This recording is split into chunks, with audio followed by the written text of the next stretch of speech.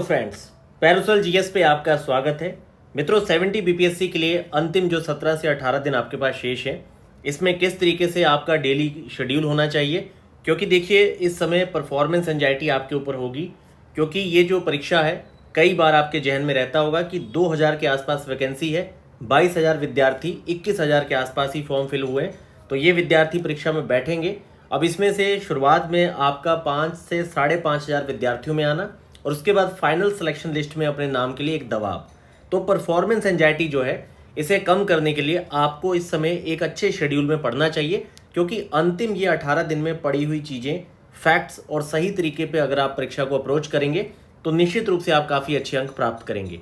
तो आइए बात करते हैं कि इस समय आपका फोकस किन सेक्शन पे होना चाहिए और आपका डेली शेड्यूल कैसा होना चाहिए। तो यहाँ पर मैं आपसे बात करूँगा डेली शेड्यूल, किस तरीके से आपने चीज़ों को कवर करना है, और दूसरा कौन से ऐसे सेक्शन है जिस पे आपने इस समय सबसे ज़्यादा ध्यान देना है बहुत अच्छे अंक प्राप्त करने के लिए। मित्रों, पैरासोल जीएस को जरूर सब्सक्राइब करें, अपने मित्रों के साथ शेयर करें। बाकी किसी भी संदर्भ में आपको कोई भी डाउट हो तो आप लोग मेल आईडी पे हमें मैसेज कर सकते हैं, हमारे टेलीग्राम हैंडल पे हमें मैसेज कर सकते हैं। बाकी हमने कॉन्टैक्ट नंबर भी दिया जिससे हमसे आप लोग बात कर सकते हैं। तो आइए बात करते हैं डेली शेड्यूल की। देखिए, सबसे ज़्यादा जरूरी आपका इस समय GS1 GS2 दोनों ही पेपर के जो आपके सेक्शन है, इन सेक्शन पे आपको तीन मतलब 6 घंटे तो आपको इसी को देना है, GS1 GS2, और इसमें कई सारे सेक्शन हैं, उन्हें भी आपने डिवाइड करना है। निबंध के लिए कम से कम इतना रखिए कि एक निबंध कम से कम डेली आप लिखिए। आपको डेली निबंध लिखना है और 1 से 1.5 घंटा आपको आपका ऑप्शनल जो पेपर है, क्योंकि काफ़ी अगर टफ दिया जाएगा, मान लीजिए आपका ऑप्शनल का पेपर टफ बना दिया जाए, तो बाकी पेपरों में चाहे आप लोग 530 नंबर प्राप्त कर लीजिए, पर अगर आपने क्वालिफाई नहीं किया तो फिर क्या फ़ायदा उन मार्क्स का, क्योंकि पेपर टफ बनाया जा सकता है। हम में से किस विद्यार्थी को पहले पता था कि 70 बीपीएससी का पेपर पीटी का ऐसा आएगा, क्योंकि अध्यक्ष महोदय ने कहा कि भैया यूपीएससी से टफ बनाएंगे, लास्ट ईयर से टफ बनाएंगे, तो आपके सामने पेपर आया था, किस तरीके का पेपर आया था। ठीक है, तो इसलिए मैं आपसे कहना चाहूँगा कि ऑप्शनल पेपर पे आप 1 से 1.5 घंटा जरूर काम करें, एक निबंध आप लोग डेली लिखें, और 6 घंटे तो आपने अपना देना ही देना है GS1 GS2 को। इसे भी कई सारे सेक्शन में बांट लीजिए, जैसे कि आर्ट एंड कल्चर मॉडर्न को बहुत तेज़ी से तैयार करिए, और फिर करंट के सारे टॉपिक्स को मर्ज करिए सही से। स्टैट के लिए आप आधा घंटा से 40 मिनट प्रैक्टिस कर सकते हैं। कम से कम डेली आप एक बड़ा क्वेश्चन सॉल्व करते रहिए, ताकि आपके दिमाग में कैलकुलेशन चलती रहे। इसके बाद मित्रों, आपने काम क्या करना है कि आपने ब्रेनस्टॉर्मिंग और राइटिंग को बिल्डअप करने के लिए फैक्ट शीट पे काम करना है। जैसे बिहार का बजट इकोनॉमी सर्वे है, यूनियन बजट इकोनॉमी सर्वे है, इसके अलावा कुछ आपने अपने माइक्रो नोट्स बिल्डअप किए होंगे 7 to 10 पॉइंट्स कलेक्ट करके बहुत सारे टॉपिक्स पे। तो ये सारे सेक्शन को आप लगभग 1 से 1.5 घंटा जरूर दीजिए, क्योंकि जो डेटा है ना, वो बहुत ज़रूरी है। आपकी कही गई पूरी बात जो है, जो आपकी जब भी आप कभी भी कहीं पे कॉन्सेप्ट को दिखाएंगे, कहीं पे भी आप अपने स्टेटमेंट को देंगे, तो उस स्टेटमेंट को आपका जस्टिफाई करना बहुत ज़रूरी है। हमेशा जो आपके स्टेटमेंट है, ये अगर स्टेटमेंट को आप फैक्ट्स के द्वारा, फिगर्स के द्वारा जस्टिफाई करेंगे तो आपको बहुत अच्छे अंक प्राप्त होंगे। और बाकी लास्ट में आपको पूरे दिन में जो आपने फैक्ट्स पढ़े, जो आपने GS1 GS2 के दोनों सेक्शन पे 6 घंटे मेहनत की है, उसके अलावा जो आपने ऐसे अपना एक लिखा है, टोटल आपने जितनी भी पिछले 7 से 8 मतलब घंटे में पढ़ाई की है, इसे लास्ट में 2 घंटे में फिर से डाइजेस्ट करिए। जो आपने 6 घंटे में GS1 GS2 का सेक्शन पूरा पढ़ा है, इसको फिर से 1.5 घंटा दीजिए, और जो आपने 1.5 घंटे का फैक्ट शॉर्ट पूरा फैक्ट्स पढ़े हैं, इन्हें फिर से 30 से 35 मिनट में फिर से रिवाइज करिए। मतलब कि जब आप सोने जाते हैं, उससे 2 घंटे पहले आपको पूरे दिन भर में जो आपने 8 से 9 घंटे मेहनत की है, उसको फिर से डाइजेस्ट करिए। रोज का रोज चीज़ों को डाइजेस्ट करते जाइए, ठीक है, और दबाव नहीं लेना है। बस आपने इस प्रोसेस में लगातार अगले 18 दिन काम करते रहना है। आप विश्वास करिए, परफॉर्मेंस एंजाइटी आपके अंदर नहीं आएगी, और डेटा फैक्ट शीट आपके दिमाग में अच्छे से फीड हो जाएगा, तो आप बहुत अच्छा परफॉर्मेंस वहाँ पे देंगे। ठीक है, अब मित्रों देखिए, आपको बहुत लिमिटेड सोर्स पे अपने आप को स्ट्रिक्ट करना है। आपको कोई भी नया मटेरियल तो खरीदना ही नहीं है। और सबसे बड़ी बात है भैया ये, keep your health in check. Health को अच्छा रखिए, डाइट अपनी अच्छी लीजिए, थोड़ा बहुत भैया, ज़्यादा नहीं, कम से कम आप 1 से 1.5 किलोमीटर का वॉक तो जरूर करिए, कम से कम थोड़ा बहुत, चलते फिरते भी रहिए। बहुत दबाव नहीं लेना है, और ना ही किसी तरीके से बिना पढ़े अपने आप को पूरी तरह से कट ऑफ कर लेना है, क्योंकि एक बैलेंस रखिए, नहीं तो आपका यहाँ पे दिक्कत आ सकती है। पता चला मेंस की परीक्षा से पहले आपको किसी तरह की बीमारी हो गई है भैया, मतलब हेल्थ खराब हो गई है, एंजाइटी अटैक आ रहे हैं, वो सब चीज़ें अच्छी नहीं है। तो देखिए, जीवन एक जो है वो चलते रहना चाहिए। बहुत बढ़िया से सांस लीजिए, सांस छोड़िए, थोड़ा अपना जो मेंटल लेवल है इसको कूल रखने की पूरी तरह से भरसक प्रयास करिए। तो मेरा कहने का ये मोटिव है कि जब आप सही तरीके से चीज़ों को पढ़ेंगे, अब आप अपना मान लीजिए आप एक प्रारूप बना लेते हैं अपना कि आपको 10 घंटे या 12 घंटे पढ़ना है और ये 18 दिन तक आपको पढ़ना है, बस इसे फिर चेंज मत करिए। अगर आप इसे चेंज नहीं करेंगे, आप 10 घंटे का निवेश रोज करेंगे, आपको परफॉर्मेंस एंजाइटी कभी नहीं आएगी, आप बिल्कुल रिलैक्स रहेंगे, आपका दिमाग बिल्कुल शांत रहेगा। अब बात करते हैं फोकस की, क्योंकि ज़्यादा इस समय है नहीं। तो देखिए पॉलिटी में जो कॉन्स्टिट्यूशनल आर्टिकल होते हैं, सुप्रीम कोर्ट के ऑर्डर होते हैं, कमिटीज़ वगैरह की रिकमेंडेशन होती है, ये बड़ा ज़रूरी है मतलब काम। यह आपके बहुत अच्छे मार्क्स दिलवाने के लिए बहुत ज़रूरी है कि आप पॉलिटी के आंसर को लिखते समय कॉन्स्टिट्यूशनल आर्टिकल और सुप्रीम कोर्ट के ऑर्डर्स का इस्तेमाल करें। अगर आप गवर्नर को लिखने जा रहे हैं तो आपको गवर्नर से जुड़े हुए ऑर्डर्स देने चाहिए, ठीक है।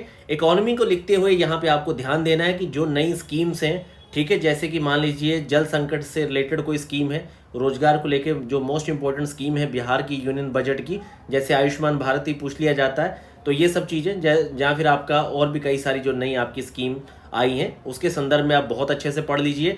बजट जो है आपका यूनियन बजट और बिहार के बजट पे आपकी कमांड अच्छी रहे। बाकी करंट इकोनॉमिक जो इशू हैं इन्फ्लेशन वगैरह से रिलेटेड, जहाँ फिर आपके जो इंफ्रास्ट्रक्चर एमएसएमई वगैरह जैसे जो टॉपिक्स हैं, ये लगभग आपके 10 से 12 टॉपिक हैं। फूड प्रोसेसिंग आपका स्किल हो गया, इसके अलावा एमएसएमई हो गया, और इसके अलावा जो आपके इन्वेस्टमेंट के मॉडल या लॉजिस्टिक इंफ्रास्ट्रक्चर वगैरह है, इस तरह के जो टॉपिक हैं इकोनॉमी के, ये आप जरूर पढ़ लीजिए। मतलब करंट से जुड़ा हुआ ही मामला है इकोनॉमी का। मॉडर्न हिस्ट्री में फ्रीडम मूवमेंट हो गया, पर्सनैलिटीज़ खास तौर पे जैसे कुंवर सिंह जी हैं, आपके जेपी साहब हैं, राम मनोहर लोहिया हैं, गांधी जी हैं, रविंद्रनाथ टैगोर जी हैं, ये सब लगभग 6 से 7 पर्सनैलिटी यहाँ बहुत पूछी जाती है। फिर से एक बार उसे अच्छे से आप लोग रिफ्रेश कर लीजिए। बिहार से रिलेटेड आपका जो पर्सनैलिटीज़ हैं बहुत अच्छे से कर लीजिए, और आर्ट एंड कल्चर के जो लगभग 6 से 7 क्वेश्चन आते हैं ये फिर से एक बार रिफ्रेश कर लीजिए। इसके जो आपने डायग्राम वगैरह बनाने हैं इन्हें फिर से बहुत अच्छे से आप देख लीजिए कि कौन से आपने डायग्राम वहाँ पे ड्रॉ करने हैं, क्योंकि अभी से आपकी योजना बन जाएगी तभी आप वहाँ पे परफॉर्मेंस दे पाएंगे। बाकी बिहार और भारत के संदर्भ में ज्योग्राफी पे देखिए मानसून पैटर्न बड़ा कॉमन क्वेश्चन है, जलवायु पे यहाँ पे प्रश्न बनता है, थोड़ा सा खनिज या फिर इंडस्ट्री पे भी क्वेश्चन बन सकता है भारत के संदर्भ में। बाकी बिहार के संदर्भ में देखिए एक प्रश्न तो आपका बाढ़ पे आएगा ही आएगा, दूसरा है जैसे कृषि वगैरह पे आपका क्वेश्चन बनेगा, इंडस्ट्री वगैरह पे आपका प्रश्न बनेगा। तो थोड़ा सा आप लोग यहाँ पर बिहार और भारत के संदर्भ में, खास तौर पे बिहार के संदर्भ में आप जैसे इंडस्ट्री है, ठीक है, फूड प्रोसेसिंग है, इसके अलावा आपका मानसून का पूरा पैटर्न है, कौन से जलवायु या कृषि क्षेत्र में बिहार आता है, उसके संदर्भ में थोड़ी सी टोपोग्राफी बहुत अच्छे से बिहार की पढ़ के रखिए, और मैप बहुत अच्छे से आपको ड्रॉ करना है, खनिज मिनरल्स वगैरह देख लीजिए। इन्वायरमेंट से रिलेटेड तो यही है कि आपका जलवायु संकट वगैरह है, तो मैंने आज इस पर वीडियो भी अपलोड की थी। जो मेन उसके आपके जो कानून है, एग्रीमेंट्स वगैरह पास हुए हैं, उसके बारे में एक एक दो लाइंस में आप कंटेंट को रेडी रखिए, तो आप प्रश्नों का उत्तर काफ़ी अच्छा लिखेंगे।